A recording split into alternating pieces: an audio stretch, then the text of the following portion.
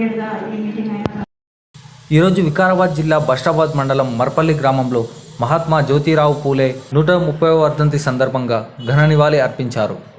ఈ కార్యక్రమంలో G Anil Kumar Goud, Telangana BC సంక్షేమ సంఘం బస్టాబాద్ మండల అధ్యక్షులు, బస్టాబాద్ సర్పంచ్ బసంత్ మరియు రాఘవేందర్, విఠల్, సిద్ధార్థ్, రవి, రమేష్ తదితరులు గ్రామ పెద్దలు పాల్గొన్నారు. మగపిల్లలు కానీ ఎంతో కొంత చదువుతున్నామంటే అది ఒక గొప్పతనం జ్యోతిరావు పూలే అని చెప్పొచ్చు. కాబట్టి మనం అందరం జ్యోతిరావు పూలే ఆశయాలను మనము వాళ్ళ బాటలో పూల బాటలో మనం నడవాలనుకుంటూ మహాత్మా జ్యోతిరావు పూలే ఒక గ్రామీణ, ఒక సాదాసీదా, ఒక మామూలు మనిషి, ఒక పేద కుటుంబం అయినటువంటి రైతు కుటుంబంలో పెంచి పుట్టిన మహాత్మా జ్యోతిరావు పూలే వాళ్ళ తండ్రి పూల వ్యాపారంతో చేసుకునేవాడు.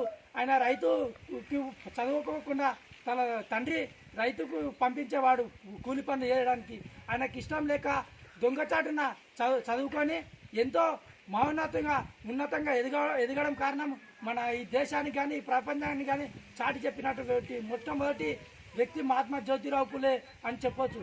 ఈ విధంగా మనము ఈ నాటి తరంలో కూడా యువకులందరూ అర్థం చేసుకోవాల్సింది ఏంటంటే ప్రతి గ్రామంలో ప్రతి మండలంలో ఒక విగ్రహం ఏర్పాటు చేసుకొని వాళ్ళ ఆశయాలను వాళ్ళ స్ఫూర్తిగా ఎంతో తీసుకోవాలని కోరుతూ ఈ ముఖ్యంగా చెప్పాల్సింది ఏంటంటే విద్యార్థులు అతను చరిత్ర తెలుసుకోవాలి.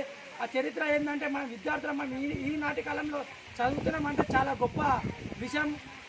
కాబట్టి ఈ మహాత్మా జ్యోతిరావు పూలే ఆశయాలను స్ఫూర్తిని ఎంతో విధంగా మనము ఆదర్శంగా తీసుకొని ప్రతి పాఠ్యపుస్తకాల అంశాలలో కూడా ఒక పాఠ్యాంశం కూడా తీసుకురావాలని ప్రభుత్వం కూడా మేము డిమాండ్ చేస్తున్నాం. ఒకటి విధంగా చెప్పాలంటే మహాత్మా జ్యోతిరావు పూలే అని ఆశయ బాటలు తీసుకొని ఒక అధికారంగా వర్ధంతి కానీ జయంతి కానీ అధికారంగా నిర్వహించాలని కోరుతూ ఈ చిన్నపిల్లలు స్కూళ్ళల్లో పాఠ్యాంశాలలో పాఠ్యపుస్తకాలలో కూడా ఒక పాఠ్యాంశాన్ని ఏర్పాటు చేసుకొని విద్యార్థులకు పాఠ్యబోధన వివరించాలని ఈ చరిత్ర తెలుసుకోవాలని కోరుతూ ఈ వేదికకు అవకాశం ఇచ్చిన ప్రతి ఒక్కరికి ధన్యవాదాలు తెలియజేస్తూ జోహార్ జ్యోతిరావు పూలే ఆశయాలను